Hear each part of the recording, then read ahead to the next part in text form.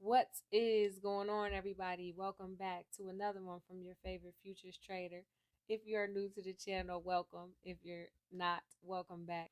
I hope all is well out there. In this video today, we are going to cover candlesticks, what the candlesticks are, the components of the candlestick, and the story that they are trying to tell. So with that being said, what we have when we look at the charts are one of the candles we have is a red candle, and the candles are filled in. And so what we have here, this part of the candle, is the body. All right. So that's known, this part is known as the body. Now, the larger the candle, the more volume or the more contracts or the more stocks or whatever it is that you were trading, the more of those was traded within this particular time frame. So it doesn't matter if you're looking at the daily, the hourly, the 15-minute, the 5-minute, or the 1-minute. The larger the candle, the more volume there is on that candle. So that's telling you something, okay? Now, candlesticks are red because they closed lower than what they opened. So what does that mean? That means that this candlestick, the red one, no matter how big it is, it opened here and it closed here. If it closes lower than it opens, then the candle was red or bearish for that particular time frame, that candle. All right. And the way I remember bears and bulls is I just say, a bear will eventually, it will, a bear will, after going up, it kind of pounces down on its prey, right? Bulls will use their horns to lift something up. And so that's how I remembered in the beginning. Oh, bulls means they're bullish. They want the market to go up. Not necessarily want the market to go up, but bulls they're bullish and they are um, more in line with the market rising or going up, which it does over time. The market is designed to go up over time. That's why some people um, play the long run, because if the market is designed to go up, then if I get in at the right time and I hold it for the long run, I'm almost guaranteed to make money, as long as like there isn't a crash or anything coming. So, and then bears, they are in the market or making money during pullbacks or sell-offs or bear markets. So another component of these candles are lines. You'll have a line at the top, you have a line at the top and a line at the bottom. Now what these lines are wicks, okay? And these also tell a story. So on this particular candle here, this red candle, we opened here, right? We opened that open. Buyers tried to push it up. Sellers rejected it and stepped in at the highest peak of this candle. So buyers pushed it up, sellers pushed it down. They continued to push it down. They pushed it all the way down to this lowest point. Okay? Pushed it all the way down to this lowest point, and then buyers pushed it back up and it closed here. All right? And so now what we have is the high of this candle. We have the low of this candle for that particular time frame. So this is what a candle looks like with wicks. You have a high, a open, a close, and a low of the candle. Now, if there is no wick, or if there's a smaller wick, then that just means there's strong sentiment for that candle, for that particular price action at that time. So say if this opened and the price just drove it lower, that lets you know sellers are serious. All right. And that can be used as a sign while you're trading to have more confluence to go the way you're going. Some momentum traders use those candles as as indication that we may continue to go in the direction we're already going in if we're bearish, or that bearish more bearish momentum may be coming into the market. Okay, now on the other side of that, what you will have is a bullish candle, and what that will look like is this.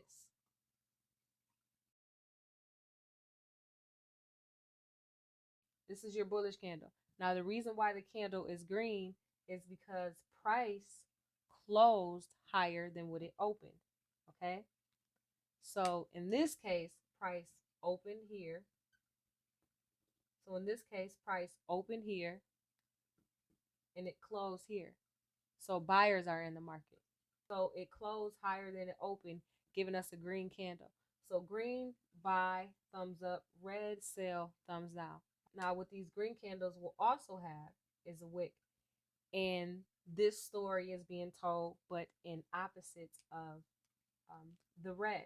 All right. So what we have is we have price open, sellers pushed it down to this point, buyers to this point, buyers pushed it back up to this point, and sellers pushed it back down for a close here. So this is the high and this is the low of this candle for that particular time frame. Again, it doesn't matter if it's the 1 minute, 5 minute, 15 minute, daily, hourly, weekly. Price action all is telling you where it opened, closed, the high and the low of that particular candle for that particular time frame. And just like with the red, the larger the candle, the more contracts was traded or bought within that time frame. Okay? And so you can use those, especially during reversals, as confirmations. And we'll get into that shortly, but you can use those as confirmations for price reversal or for continuation patterns. Okay? Along with that, you have different kind of candles, such as doji candles. And doji candles are my favorite to use when it comes to spotting trend reversals or an early indication that a trend reversal was coming. What we have is 3 types of doji. So you have this kind of doji, which is called a dragonfly doji. You have this doji, which is called a long-legged doji. And then you have this doji, which is called a gravestone doji. Now, these dojis all tell a different story as well. So with the dragonfly doji, what this is saying is that sellers attempted to push price down and buyers bought it back up. Okay? And it closed here. This would be a bearish doji, a bearish dragonfly doji. But it's letting you know that buyers are in. So it may appear during a downtrend. Why would it appear during a downtrend and be bearish, but a bullish signal? Well, it's because it's letting you know that sellers tried to push this down and buyers stepped in. So that's letting you know that buyers are coming. Then you have a long-legged doji where sellers try to push it down, buyers try to push it up. It closed somewhere in the middle, so that's an indecision, right? The decision hasn't been made. Kind of unsure about which way price will go. Then you have the gravestone doji. So the gravestone doji can be a great trend reversal in a uptrend. Okay, why? Well, because it says that buyers try to push price up and then sellers pushed it down. So that's letting you know that sellers are stepping in. And these long wicks are telling you stories. The longer the wick is, the greater the momentum of those buyers or sellers are coming into the market. And that's what that's telling you, right? So wicks can be a great way to let you know where buyers and where sellers are sitting at in the market, as well as support and resistance zones. So this is the bearish one. This will be bullish. Same thing happened though. Sellers try to push price down, buyers bought it up. So that's the story that these tell, and they can be either green or red. Now, you have things called engulfing candles. So if you are looking for a reversal pattern and we are in a current downtrend and you are looking for price to reverse, so you can have scenarios where price will actually engulf the previous candlestick. The way you use this is as a confirmation bias, right? If you have a large candle that engulfs a smaller candle, that's telling you that there's way more buyers. The momentum of buyers is coming in. This is great momentum compared to this candle. Great volume, greater volume compared to this candle. This candle has greater volume compared to this candle.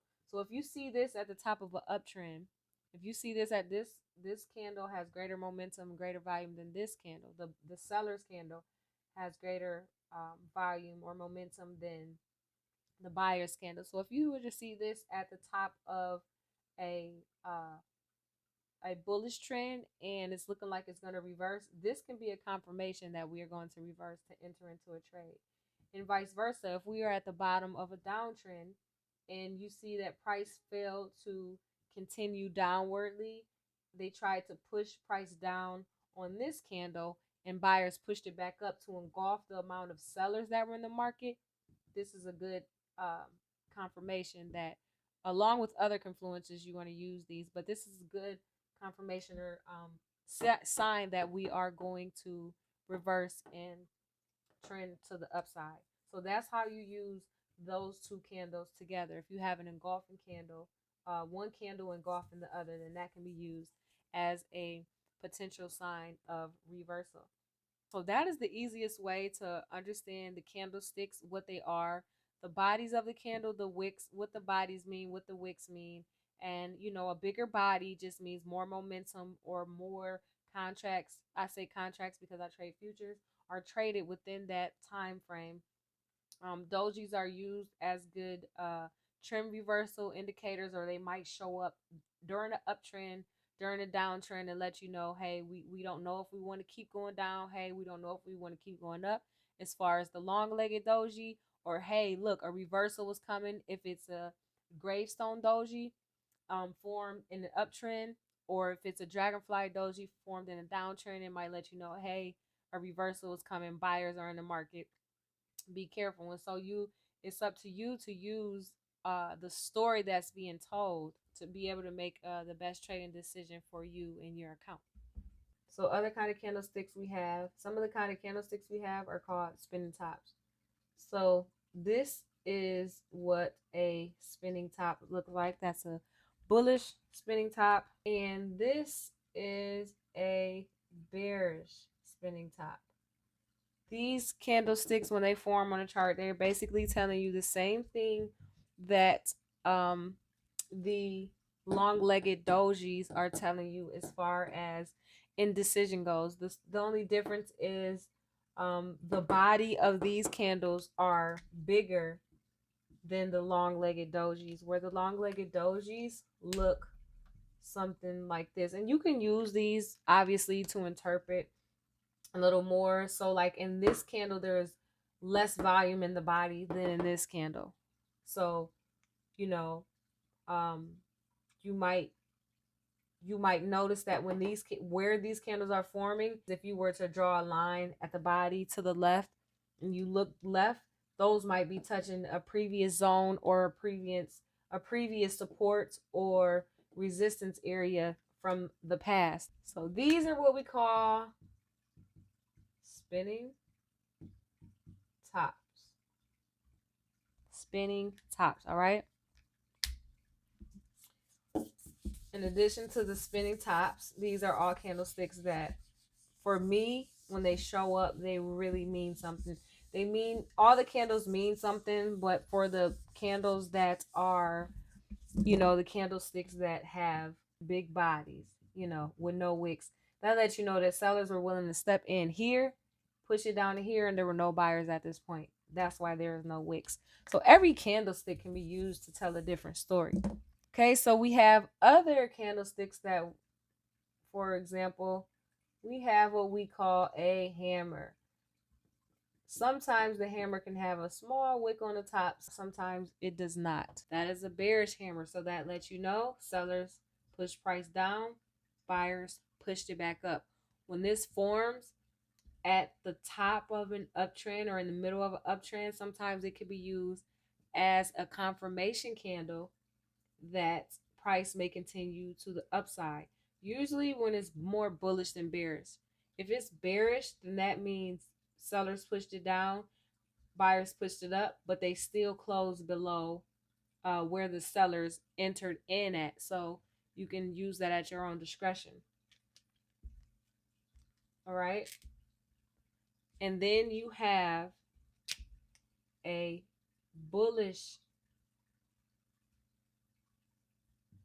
hammer. Pardon my drawing. I promise I can draw in real life. Where it opened here. Sorry, let me back up a little bit. Let me back up just a wee bit. Price opened here and closed here. So it's bearish. This one, price opened here, closed here, so it's bullish. So you can use this at your own discretion to tell you what's happening in the market.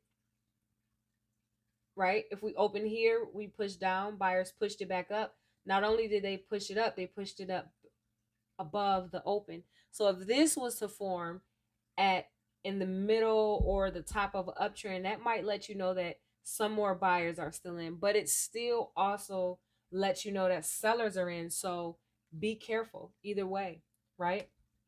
If this forms at the bottom of a downtrend where the buyers overcame the sellers within this candle, then that could be used along with other confluences and other candles that are at the bottom of that bottom trend, to or that or the at the bottom of that downtrend to let you know that price could possibly be reversing somewhere. So this could be used at the bottom to let you know that price could be reversing somewhere, or at the top to let you know price we might have another continuation, like maybe another leg up, but also that sellers are in. This at the bottom of a downtrend can let you know buyers are here, but we could potentially see another leg down, or that sellers may try to push it down more because we closed bearish. But if we don't get any follow through after that, then the buyers will step in and take over. If we see this at the top of an uptrend, then we know that the sellers are here and the bulls failed to push this back higher than what it opened. So either way, you want to be careful. Now these are called hammers. Now these hammers can be like this or like this, but it would be considered an inverted hammer. And so when you see the inverted hammer at the top of a uptrend, that lets you know sellers are in. It could be, and again, these things could be bearish or bullish. If you see an inverted red one, that is a red candle, that is also an inverted hammer. So we can also have a bearish inverted hammer that can form at the bottom. It could form at the bottom of a downtrend, letting you know sellers are trying to push it down some more, or it can form at the top of an uptrend. So these can form in the middle, at the top, or at the bottom of uptrends. And you want to just use them at your own discretion, again, with the price action of the candles around it. So use candlestick analysis of all the candles around it, where you are in the trend and what the story is trying to tell. Because again, this can show up at the top, signaling a reversal. It can show up right before the top, signaling a reversal is to come.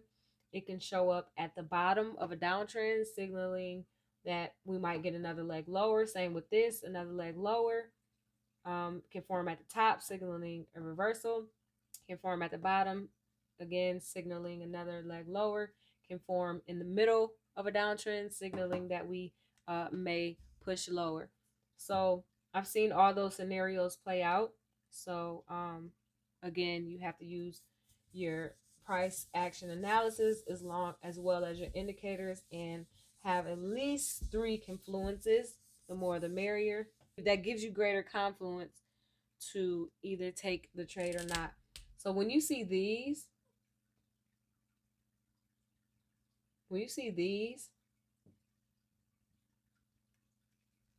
at the top of an uptrend, that is called a shooting star. I love to take those trades once I get the a candle confirmation afterwards, because it allows me to define my risk. So if we have a shooting star at the top of, or let's say this is a shooting star at the bottom of a downtrend, then I know sellers are still in. I'm going to get in probably for another leg lower, right? I'm not going to try to hold it too long, but I'm going to get in for another leg lower. But let's say this shooting star forms after we have some kind of uptrend where this candle is smaller. This one might be a little bigger. There's a little more momentum. We might even had a star like that where they push price up. We might have had a larger candle like this or something. Doesn't matter. It could have been the same size candles, or a bullish divergence, or let's say we have an uptrend in price action at the moment, and this star forms at the top. If that star forms at the top, and then our next candle, it could be green or it could be red, but let's say that our next candle is a green candle but is weak about the body, and where buyers try to push it up. We got higher high, we got a higher low, but we have a lower high. Buyers fail to push it up, and then sellers come in and they push this down, and we get a close, or we have an engulfing candle. This candle can be engulfing, or it can be, whatever. At this candle, when this can after that candle where it's weak about the body, and we failed to push price higher after the seller stepped in, that next candle is going to play out. It's either going to engulf that candle, or it's going to be the size of that candle, or it's going to have a lower high and a lower low. Any one of those scenarios, what I'm going to do is I am going to enter into that trade, right? I am going to enter into that trade. Now, if it's engulfing like that, then if I enter into the trade at the close of this candle, so if I enter into the trade here, I am going to set my risk above the high of that candle. Right above the high of that candle, because if we run that, I know we're going to run that wick. And I don't want this much risk from, the top of this candle here all the way to the bottom of that candle, because that's too much risk for me. I don't want to put that risk on. That's too wide of a stop loss for me. So I'm going to mentally, if unless price action is wacky, sometimes I could just tell when they're just doing stop runs, and you can just stay in. Maybe I got in too early and it takes me up here and I'm down more than I want to be, but it comes right back and gives me my money. I've seen that so many times that sometimes it just happens like that, and I'm right, but sometimes it happens like that and I'm wrong. So you want to have a mental stop here, and if you want you can put a hard stop here. That way, if your mental stop gets run, you can't say, oh, I'm gonna just gonna sit in and wait for it. No, you might want to get out. And if price if we have that much momentum to push it up to the upside, you'll automatically get stopped out and you won't lose. Do something stupid like blow your account or something. But my risk is gonna go right above that, and I'm gonna target either the previous, if price went sideways. Say like if price went sideways here, let's say price went sideways here or something, then that is what I'm going to target. I'm going to target the highs of that somewhere here. And usually when it is a big candle like that, that was the breakout candle, then I am looking for, okay, either we're going to run 50% of that, which ironically sometimes it is those highs of the zone that we were trying to break out of, or that we were finding buyers and sellers, or accumulating buyers for a price to go higher or whatever. But I really love taking those trades right there. Now, Another way to take that trade would be if I seen that there was no follow through here and I take the trade at the close of this candle, then my risk is defined and set above that high. So my risk is somewhere here, right? Above the high of this candle.